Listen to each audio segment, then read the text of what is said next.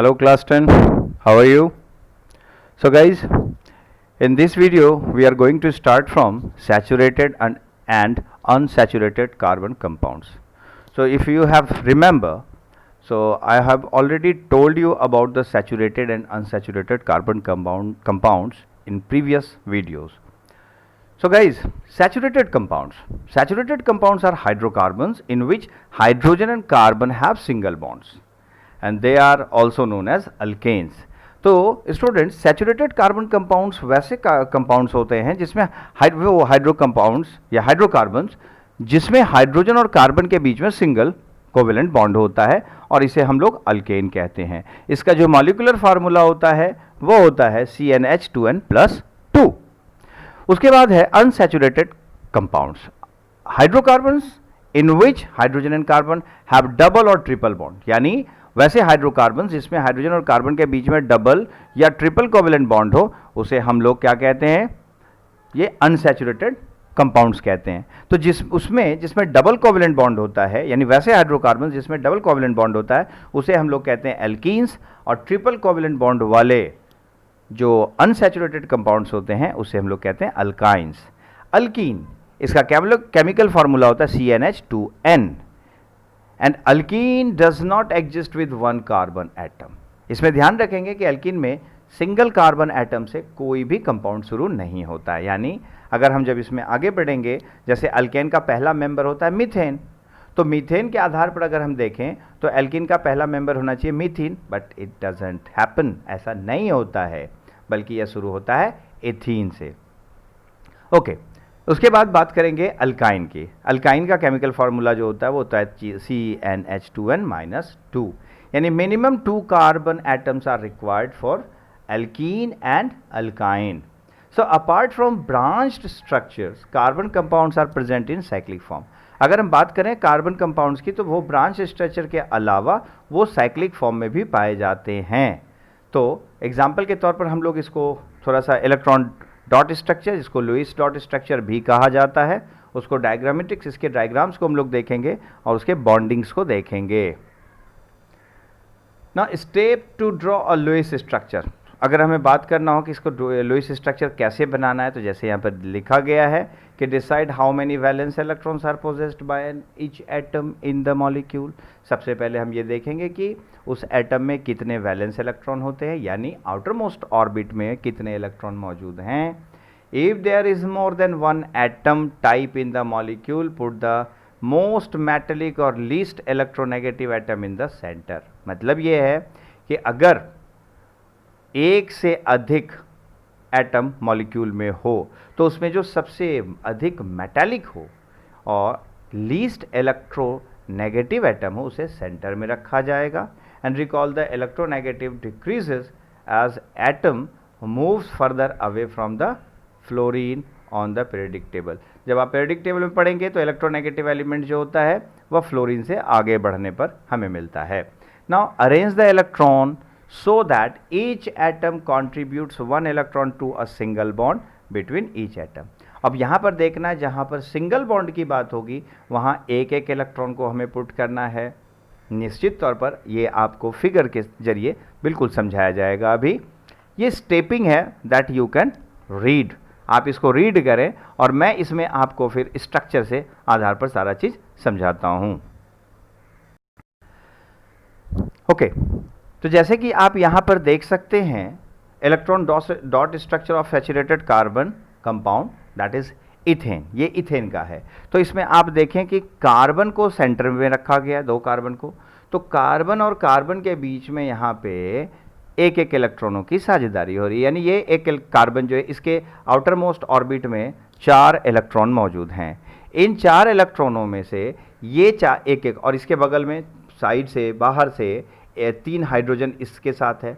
तो ये एक कार्बन, पहला कार्बन अपने एक इलेक्ट्रॉन एक हाइड्रोजन से, फिर दूसरा एक इलेक्ट्रॉन दूसरे हाइड्रोजन से, फिर तीसरा एक इलेक्ट्रॉन तीसरे हाइड्रोजन से क्या करता है, शेयरिंग करता है। अब इसके पास एक जो इलेक्ट्रॉन बचता है वह इस बगल वाले कार्बन के साथ शेयरिंग करता है। एंड सेम हियर, ये कार्बन भी अपने एक एक इलेक्ट्रॉन इस 3 हाइड्रोजन एटम के साथ शेयरिंग करते हैं। तो इस तरीके से यहाँ पर आप देखेंगे कि कार्बन कार्बन के बीच में तो सिंगल बॉन्ड है ही, इसके अलावा हाइड्रोजन के साथ भी इसका सिंगल बॉन्ड बनता है, क्योंकि एक एक इलेक्ट्रॉनों की साझेदारी हो रही है, यानी शेयरिंग हो रही है।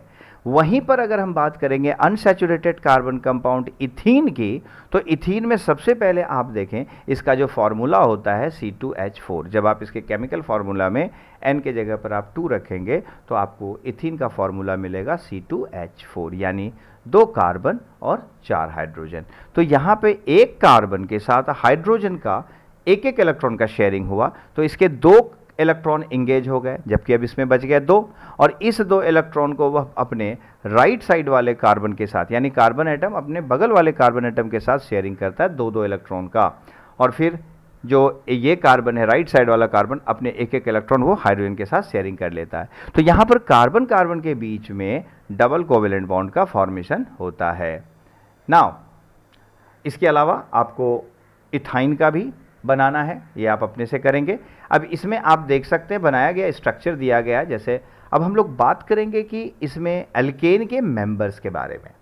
तो एल्केन्स के मेंबर का जो सबसे पहले नंबर ऑफ कार्बन एटम के आधार पर हम देखें तो इसका एक फार्मूला, जब कार्बन की संख्या 1 होती है तो इसे कहते हैं मीथ, 2 रहने पर ईथ, 3 रहने पर प्रोप। तो meth, eth, prop, but, pent, hept, hex, oct, non, dec. तो 6 के लिए आप यहाँ पर आपको 5 तक दिया गया है, आपको डेकेन तक यानी 10 तक बनाने का प्रैक्टिस जरूर करना चाहिए। तो जब कार्बन की संख्या 1 होती है तो इसका फॉर्मूला हो जाता है CH4 यानी मीथेन, यानी अल्केन के लास्ट में पड़ने वाले जो वर्ड्स हैं ANE उसमें मीथ के साथ जोड़ दिया जाता है और ये बन जाता है मीथेन। उसी तरह से ईथ के साथ ANE जोड़ करके इथेन। तो आप यहाँ पर मीथेन, इथेन, प्रोपेन, ब्यूटेन और पेंटेन के स्ट्रक्चरल फार्मूला और केमिकल फार्मूला दोनों ही चीज़ों को आप यहाँ पर देख सकते हैं, और निश्चित तौर पर ये आपको खुद से भी बनाने की प्रैक्टिस करनी चाहिए। तो कार्बन के साथ जुड़ने का जो प्रोसेस है, जैसा कि आपको पहले भी मैंने बताया था, कार्बन कार्बन के साथ लॉन्ग चेन के रूप में भी जुड़ सकता है, जिसे स्ट्रेट चेन कहते हैं। इसके अलावा कार्बन का एक ब्रांच भी निकल सकता है, ब्रांच जिसको ये आप देख सकते हैं ब्रांच। और तीसरा है साइक्लिक स्ट्रक्चर, यानी यह क्लोज्ड स्ट्रक्चर का भी फॉर्मेशन करता है। तो ये साइक्लिक फॉर्म होता है, और इसी में अगर कार्बन कार्बन के बीच में वो साइक्लिक फॉर्म में हो तो पहला जो आप देख रहे हैं वो साइक्लिक सैचुरेटेड है और ये दूसरा साइक्लिक अनसैचुरेटेड है, just because of the bond, chemical bond. तो पहले साइक्लिक स्ट्रक्चर में अगर आप देखेंगे सैचुरेटेड स्ट्रक्चर में, तो कार्बन कार्बन के बीच में जो है वह सिंगल कोवेलेंट बॉन्ड है, और वहीं जब ये अनसैचुरेटेड स्ट्रक्चर में आप देखें जो अल्टरनेट कार्बन के बीच में वो डबल बॉन्ड का फॉर्मेशन करता है। तो डबल बॉन्ड का फॉर्मेशन के करने के कारण इसे साइक्लिक अनसैचुरेटेड हाइड्रोकार्बन के रूप में हम जानते हैं। अब इसके बाद है स्ट्रक्चरल आइसोमर्स। सबसे पहले isomers, these are the compounds having identical molecular formula but different structure, यानी इसका जो मॉलिक्यूलर फार्मूला होगा, 2 ऐसे कंपाउंड्स, 2 और मोर देन 2, इसके मॉलिक्यूलर फार्मूला जो होंगे वो सेम होंगे बट स्ट्रक्चरल फार्मूला डिफरेंट होगा। जैसे यहाँ पर आप देख सकते हैं C4H10, यानी कि ये है प्रोपेन। तो प्रोपेन का स्ट्रक्चर अगर देखें तो ये स्ट्रेट चेन के रूप में दिखाई दे रहा है, ठीक है। तो इससे हम लोग N नॉर्मल प्रोपेन भी हम लोग कहते हैं, स्ट्रेट चेन आइसोमर ये कहलाता है। इसके बाद हम लोग बात करेंगे स्ट्रक्चर की, तो वो है ब्रांच्ड आइसोमर ब्यूटेन।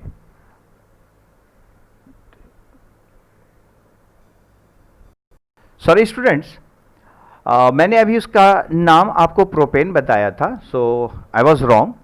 ये चूंकि 4 कार्बन है तो 4 कार्बन के रहने पर ये ब्यूटेन होगा, ना कि प्रोपेन। प्रोपेन तो मीथ, ईथ, प्रोप के लिए 3 कार्बन होता है।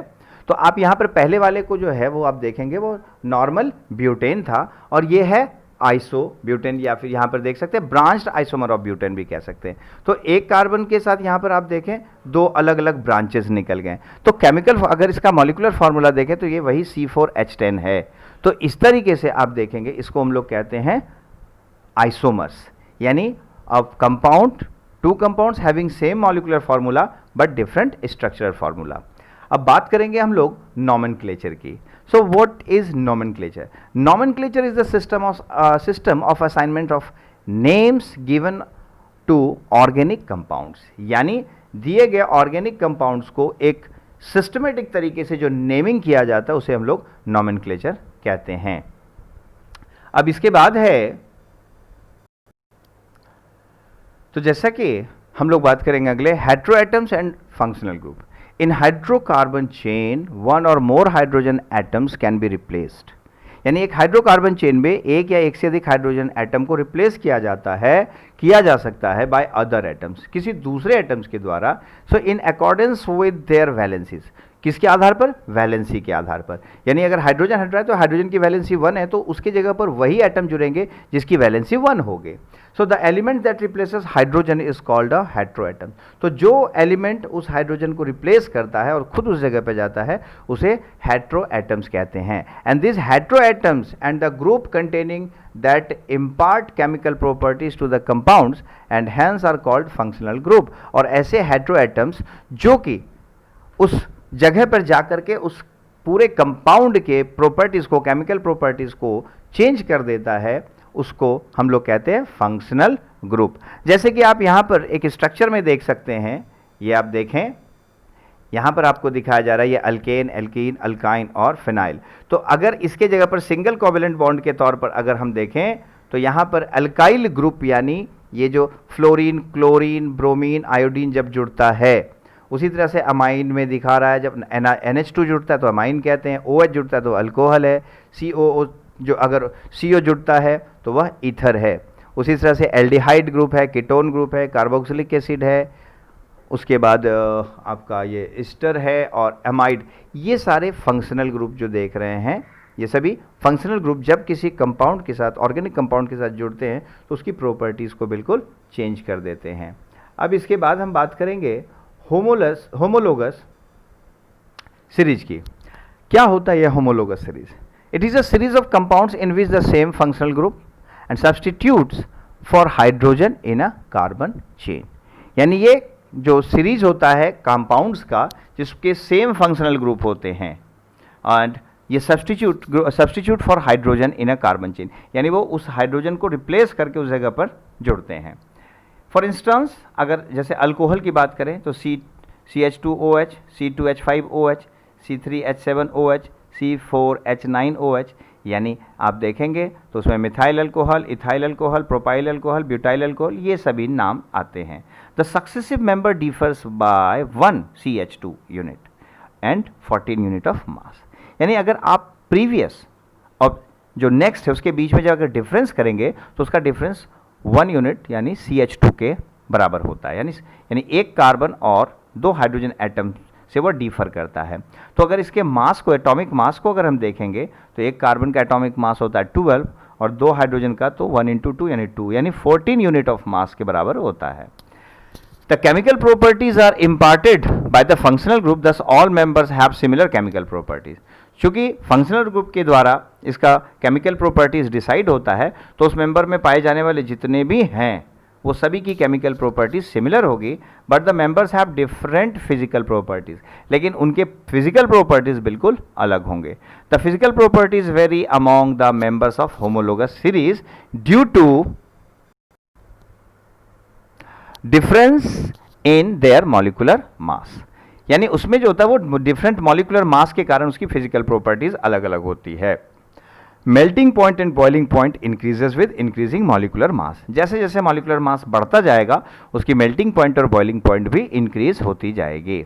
अब है how to name carbon compounds, यानी नॉमेनक्लेचर। नॉमेनक्लेचर के तहत हम लोग कार्बन कंपाउंड्स का नाम कैसे डिफाइन करते हैं। सो स्टूडेंट्स, सबसे पहले identify the number of carbon atoms in the compound. हमें सबसे पहले नंबर ऑफ कार्बन एटम्स को कंपाउंड में जो है वो कितने कार्बन एटम्स हैं उसको हमें आइडेंटिफाई करना होता है। एंड देन उसके बाद functional group is indicated either by the prefix और सफिक्स, यानी इस फंक्शनल ग्रुप को या तो पहले या फिर बाद में लिखा जा सकता है। कुछ फंक्शनल ग्रुप जैसे यहाँ पर आप देख सकते हैं सफिक्स प्रीफिक्स के रूप में, एल्केन के लिए जो हम यूज़ करते हैं ENE, अल्कीन के लिए ENE, अल्काइन के लिए YNE, अल्कोहल के लिए OL, एल्डिहाइड के लिए AL, कीटोन के लिए ONE, कार्बोक्सिलिक एसिड के लिए OIC और क्लोरीन के लिए क्लोरो, उसी तरह से ब्रोमीन के लिए ब्रोमो, आयोडीन के लिए आइडो वर्ड यूज करेंगे। If a suffix is added the final E is removed from the name methanol. जैसे कि आप देखेंगे मिथाइल अल्कोहल, तो आप यहां पर देखें इसको हम लोग कहते हैं मेथेनॉल, तो मिथेन प्लस OL यानी अल्कोहल के लिए यूज किया गया OL। तो अगर हम लोग मीथेन के अगर बात करते हैं, मिथाइल अल्कोहल की बात करेंगे, तो वहां पर हम लोग मिथेन प्लस OL जोड़ देंगे तो उसका नाम हो जाता है methanol. Now chemical properties of carbon compound. अब हम लोग एक एक करके इसके केमिकल प्रॉपर्टीज की बात करें तो जैसे कि एक पहला प्रॉपर्टीज है कंबशन। जी हाँ, कंबशन का मतलब होता है दहन। So carbon compounds generally burn यानी oxidise in air to produce carbon dioxide and water. यानी जो भी कार्बन कंपाउंड्स होते हैं वो बर्न करते हैं और वो कार्बन डाइऑक्साइड और वाटर रिलीज करते हैं, and also it releases heat and light energy. इसके साथ साथ ये हीट और लाइट एनर्जी भी रिलीज करते हैं। एग्जाम्पल के तौर पर जैसे मिथेन CH4 का जब हम ऑक्सीडाइज करते हैं तो कार्बन डाइऑक्साइड, वाटर, साथ ही साथ हीट और लाइट भी रिलीज होता है। Saturated hydrocarbon Burns generally with a blue flame. जितने भी सैचुरेटेड हाइड्रोकार्बन होते हैं वो ब्लू फ्लेम दिखाते हुए जलते हैं, and in a good supply of air and with a yellow sooty flame is limited supply of air। अगर sufficient amount of air इसे मिलेगा तो यह ब्लू फ्लेम के साथ जलेगा, और जब यह इसे sufficient amount of oxygen नहीं मिलेगा तो येलो सूटी फ्लेम में यह जलेगा। इसका एग्जाम्पल में आप देख सकते हैं हमारे घरों में जो LPG सिलेंडर है, जब उसके फ्लेम को आप देखेंगे तो ब्लू होता है जब भरा हुआ होता है, और जब यह धीरे खाली होने लगता है धीरे धीरे तो यह येलो सूटी फ्लेम के साथ बर्न होता है। Sooty flame is seen when unsaturated hydrocarbon are burned. तो सूटी फ्लेम का मतलब होता है कि इसमें आप देख सकते हैं वो अनसैचुरेटेड हाइड्रोकार्बन होंगे। Now burning of coal and petroleum emits oxides of sulphur and nitrogen which are responsible for acid rain. यानी कोल और पेट्रोलियम जब जलता है तो उसके जो ऑक्साइड्स ऑफ सल्फर निकलते हैं इससे, यानी इमिट्स ऑक्साइड्स ऑफ सल्फर, ये सल्फर के ऑक्साइड से रिलीज करता है, और नाइट्रोजन के ऑक्साइड भी which are responsible for acid rain. साथ ही साथ ये जो गैस होते हैं यह एसिड रेन के लिए रिस्पॉन्सिबल होते हैं। सो स्टूडेंट्स, आज के इस वीडियो में हम लोग यहीं तक पढ़ेंगे। नेक्स्ट वीडियो हम लोग बाकी बचे हुए जो हमारे chemical properties of carbon compounds हैं उसको देखेंगे। और अगर आपको इस वीडियो में कहीं कोई कन्फ्यूज़न हो तो आप अपनी क्वेरीज कमेंट बॉक्स में डाल सकते हैं, या फिर आप मुझे मेरे नंबर पर कॉल करके पूछ सकते हैं। So my number is 7870020650। आप अपने क्वेरीज को इस नंबर पे क्लियर कर सकते हैं। So thank you very much.